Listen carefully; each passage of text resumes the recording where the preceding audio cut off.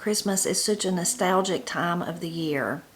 If you're like me and you're really crazy about Christmas, you're really plumb foolish about it, you probably have lots of memories tied to Christmas that you think about. I think about the times when I was a small girl, still living at home with Granny and Pap and Paul and Steve. Of course, I think about when Katie and Corey were just little girls. They're grown women now with children of their own. I'm sure someday I'll look back to this first Christmas with Woodrow and Ira. So many things of nostalgia are tied to Christmas. Of course, as a believer, the most important thing to me is the birth of Christ, but you can't help but all those little memories get attached to this time of the year too. I was going to read a little bit out of it's been a long time since we read out of the Dictionary of Southern Appalachian English. And I was going to read, I looked to the Christmas I knew because I wanted to talk about Christmas, of course, today, but I also knew that there'd be lots of memories here from days gone by. Most of these people are gone from this old world now, but always interesting to look back. And they don't have many entries, but one of the ones is fairly large, so I think it'll be enough for us to talk about today, just for a few minutes. Christmas Eve gift is one of the first entries. It's an interjection used as a greeting to a ritual similar to Christmas gift, sometimes in mock imitation of the latter. See also New Year's Eve gift. So I grew up with Christmas gift, that tradition, still alive and well here in my family in Appalachia, in the mountains of southern Appalachia. But I never heard of Christmas Eve gift, never heard of that one. So it is just a saying that you say to somebody. You try to say it first. You try to beat somebody else to it first. If you've watched all of our videos, you'll probably remember me on Christmas morning trying to call Granny and get her first, say Christmas gift first. But I've not ever known of anyone that did it on Christmas Eve. But it is interesting to think about because so many people, there's probably in your family, maybe you have some people of your family and they celebrate on Christmas Eve, mostly with their immediate family, and then other people do like us and they do Christmas morning or Christmas Day. So it would make sense for when I was growing up, my uncle's family, they always celebrated on Christmas Eve instead, like our family, Pap's family, did Christmas Day. Just the difference in families and what they decide to do. But let's see what the entry says. 1949, McDavid, Grist, this is where it's the source is from, Fannin County, Georgia. It's not too far from me. It just says a greeting.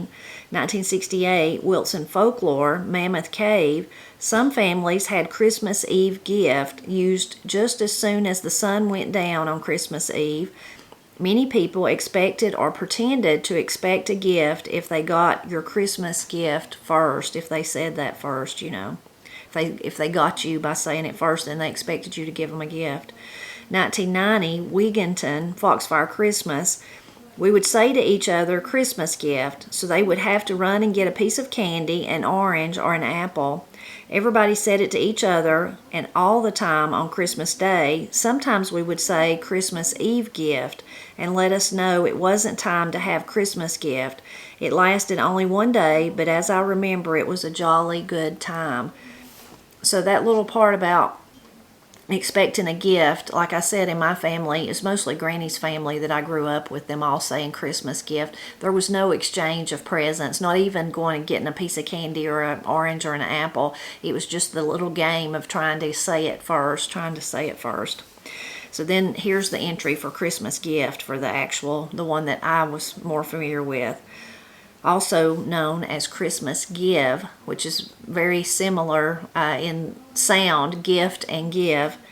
Interjection, Merry Christmas, used in a Christmas Day ritual formerly in which the first person to use this expression was usually, but now not necessarily, owed a small gift or a sign of affection such as a hug or a kiss from the person or persons greeted.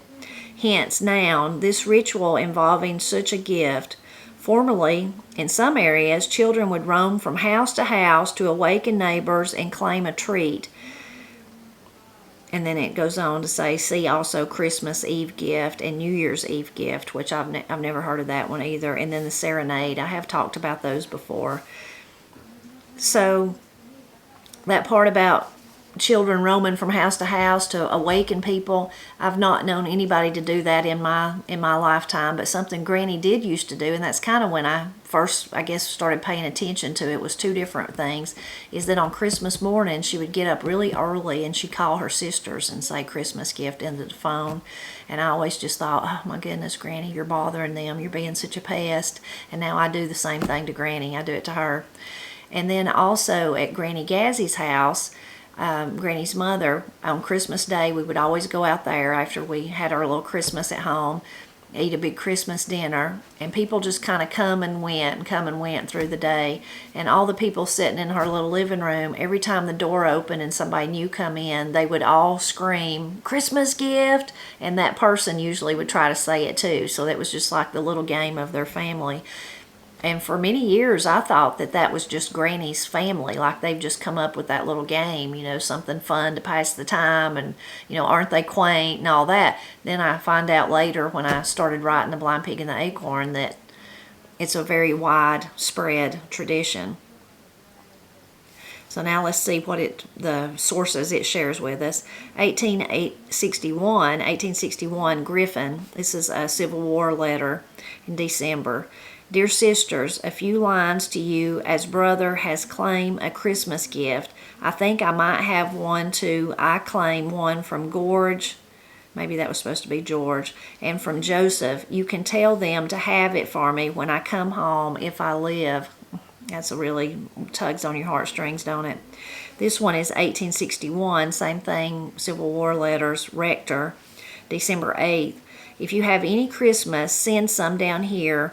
We are not going to have any here this year. Get all the boys Christmas gift for me. Almost makes it sound like it was a father maybe writing home. 1915, Dingus word list used as a greeting on Christmas morning. Whoever says it first may claim a present in return. I got your Christmas gift. Now what are you going to get me? So 1931, Thomas, ditties. They shouted good-naturedly to those indoors until the man came out and welcomed them in with shouts of Christmas gift. They brushed past their host and everyone made out he was surprised. That's a pretty good description there of Granny Gazzy's. 1934, it just is saying that it was documented in Madison County, North Carolina, Swain County, North Carolina. 1942, Thomas, Blue Ridge. The young folks of the community go from home to home, bursting in with a cheery Christmas gift. Those who have been taken unaware, though it happens the same way each year, forgetting, in the pleasant excitement of the occasion, to cry the greeting first, must pay a forfeit of something good to eat: cake, homemade taffy, popcorn, apples, or nuts. 1966, Dakin, Vocabulary, Ohio River Valley. This common Southern and South Midland expression is still regularly used by many older speakers in Kentucky, and in this state, a fairly common comment by younger people is that outsiders are greeted with Merry Christmas, but that within the family and among intimates, the greeting is Christmas gift. 1968, Wilson Folklore, Mammoth Cave. Christmas gift equals a regular greeting. A long time ago and still, some families had Christmas Eve gift used just as soon as the sun went down on Christmas Eve. Many people expected or pretended to expect a gift if they got your Christmas gift first. 1973, this is from the Great Smoky Mountain National Park. We were out before daylight, and if you could get Christmas gift on them, they had to give you something, which was usually apples or stick candy. I'm really interested in thinking about them all getting up early and tramping around, stogging through the community and yelling Christmas gift at people's doors. Ogle memories. Christmas morning, the folks would let me up any time I wanted to and go to someone's house and holler, Christmas give. The first person to the house who hollered Christmas give got candy. 1974, Russell, Hillbilly. We were pleased upon arising if we could be the first to say Christmas gift to other members of the family, even though we knew we wouldn't receive the gift that was supposed to be forthcoming. So kind of even then they were recognizing it was just a game. There was no gift that was going to be given to you by winning it. It was just the fun of doing it, just the excitement. 1975, Perky, Madison County. Mama had a zest for living. She got us children up early on Christmas morning, and we would steal out to our nearest neighbor's house and serenade them by banging pots and pans together and setting off firecrackers, which my oldest brother somehow always contrived to get. Then we all yelled in unison, "Christmas gift." Wasn't that a joyous family if you lived beside them? Wouldn't that have been fun? 1981, Brewer, Wonderment. If you said Christmas gift to somebody on Christmas morning, before they said it to you, they had to give you a present before the end of the day. And then goes on and just tells some places it was documented. Cocke County, Tennessee, Sevier County, Blount County, Cocke County, Cumberland County, Jefferson County, Tennessee, Knox County, Tennessee. Really, really interesting to hear all those different sources, and then to think about that it's still alive and well in my family. And enough of you have told me over the years that I've been celebrating Appalachia here that it's also alive and well in your family. So I really, really love that. The next one is Christmas poke. It's a noun, formerly a small bag of treats that school children would exchange for Christmas. 2006, Lalone coal camps. They, the children, would draw names, of course, and have Christmas pokes, what they call Christmas poke. All right, a Christmas poke, they usually consisted of an orange and an apple and a bar of candy and some hard Christmas candy and a little trinket of some sort. Now, if you're like me, you probably are more familiar with Christmas pokes being connected instead of school and drawing names, but connected to churches. So many churches in my general area and beyond in the mountains of Appalachia on Christmas, usually maybe the night of the play, they have the Christmas play, or the day of the Christmas play, they will give everybody in the congregation a poke, a brown paper bag poke, full of an apple, an orange, some candy, maybe some chewing gum, some juicy fruit, something like that, and maybe some nuts, maybe a handful of nuts. And it's just like a tradition that those little goodie bags, we call them today, that are handed out. So you'll have to tell me if you connect the Christmas pokes with the church or with the school, like this entry describes. And then the last entry that I'll read today is Christmas trick. Noun, an act or prank performed rarely, such as once a year at Christmas. 1855, this was in Tar Heel Talk, Wilkes County, North Carolina. Papa waded the river for his Christmas trick. That's an interesting one. Makes you want to know the rest of the story, doesn't it? So did he wade the river because he had to and it was like a trick on him? Sorry, that went wrong and you had to wade the river. Or did he wade it because he thought it was funny and that was the trick? I'm not sure. 1862, this is a Civil War letter again. Neves, January 9th. I would be glad to see you and hear you tell some of your Christmas trick, as you have taken it where you did never before. I reckon you had a big time. So it sounds like they were not home for Christmas, so then they were writing to ask that someone tell them about all those Christmas tricks they did. So that one's really an interesting one too. You'll have to let me know if you're familiar with Christmas tricks. A few like that come to mind, of course, probably to your mind too. One Christmas trick is some kids will sneak and try to open their presents and then wrap them back up, or sneak downstairs before everybody else gets up and try to see what Santa Claus might have brought them or something like that. Corey and Katie do a trick, which is, I don't know who started this or why, but they've been doing it for years. Both of them do it. When they give a present just to our immediate family here, and they put it under the tree on Christmas morning, if you're about to open it and you read and you want to know who it's from, sometimes they use other people's names, so mostly famous people. So it might say, if it's a present to me, it might say it's from Travis Tritt, or maybe it's from Gene Watson, or maybe it's from Matlock, or one of the Golden Girls. They use those. They love the Golden Girls, so one of them. Sometimes it's John Wayne, somebody like that. Sometimes it's people in our community that necessarily, we all know, but we know they wouldn't be giving us gifts. I think it was maybe last year Katie put Tim Stalk up on one of them, Farmer Tim down the road.